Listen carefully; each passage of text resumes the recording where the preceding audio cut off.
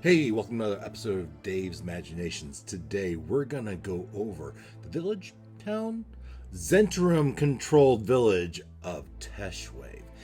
Now, I get most of my information for these reviews straight from the Forgotten Realms wiki. In that wiki, it says an area of interest was the lair. Now, I assume this is Manxam's lair, and it also says that lair is barracks for monstrous human forces of the Zentil Keep. Now, I don't know exactly what they mean by monstrous human forces. With a little creative license, I changed that to monstrous creatures. And in my mind, those monstrous creatures are part of the lair of Manxam.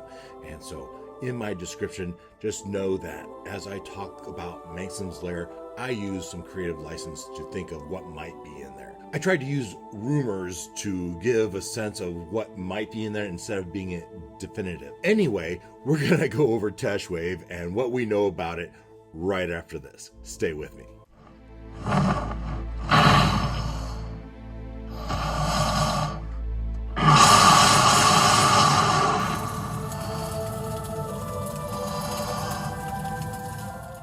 Nestled along the river Tesh, just below the looming Dragonspire Mountains, lies Teshwave, a town marked by its picturesque rapids and tragic ruins.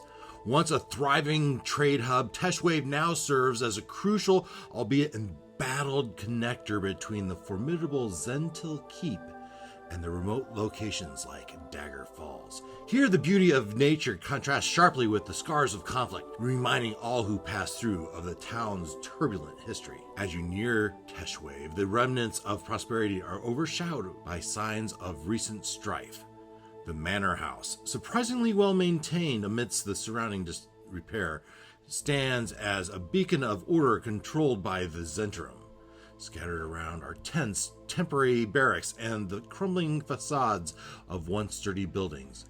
The murmur of Station Zent troops fills the air, their presence a mix of humans and monstrous races such as orcs, gnolls, and ogres. These troops enforce the will of the Zentil Keep. Despite the pervasive sense of decay, the docks remain a hub of subdued activity, suggesting that life in Teshwave clings on, resilient in the face of adversity. Rumors swell about the depths of Teshwave's ruins, wherein lies a formidable lair of Manxam, the Beholder. Concealed by a tangled maze of collapsed buildings and wild overgrown vegetation, this stronghold is whispered to be both a sanctuary and a command center from which the malevolent Tyrant oversees his shadowy domain. Tales told in hushed tones speak of the lair's interior, a place of chilling beauty and terror.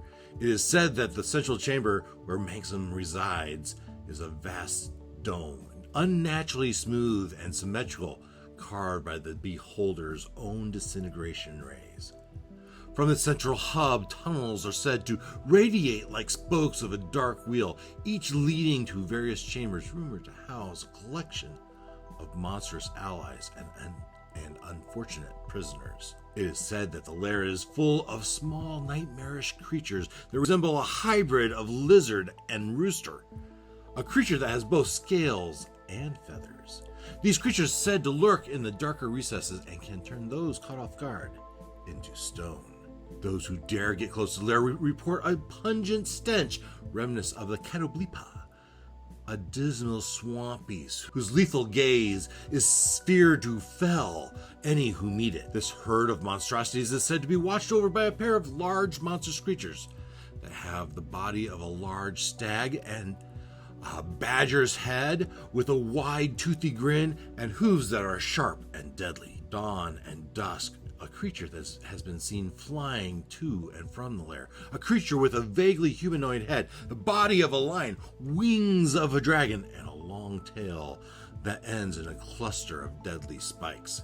The roar of this creature are occasionally heard echoing through the ruins, serving as a grim reminder of the aerial threat that guards this intimidating place. Perhaps most disturbing are the rumors of Manxam's crowning jewel, his most prized possession, his pet king of feathers, What is a king of feathers, you might ask? Picture a massive feathered Tyrannosaurus Rex, but give it the ability to vanish and reappear at will. It is said that Manxam delights in having his pet king of feathers hunt and feed on his enemies. Based on these stories, whether true or embellished, you can understand why no one dares to willingly enter Manxam's lair. In the shadow of such dread, the daily life of Teshwave unfolds. The local tavern, called The Pit, offers a rough respite where Zent soldiers unwind, gambling and brawling in equal measure. The ruins of the crested wave provide humble lodgings for those brave and desperate enough to stop in this forsaken town. The Teshendale Arms, though in ruins, serves as a clandestine meeting place for schemers and dreamers alike. Vergen's Caravan Shop offers dubious deals and necessary supplies, its owner always ready to exploit the desperate. The Temple of Liaktu Exvim and the Shrine to Bane stand as dark monuments to the gods of tyranny and war, offering solace and strength to those who worship the power over mercy. So before you enter Teshwave, be certain of your plan and purpose. It's not a place to take lightly, else you might end up as food for the King of Feathers.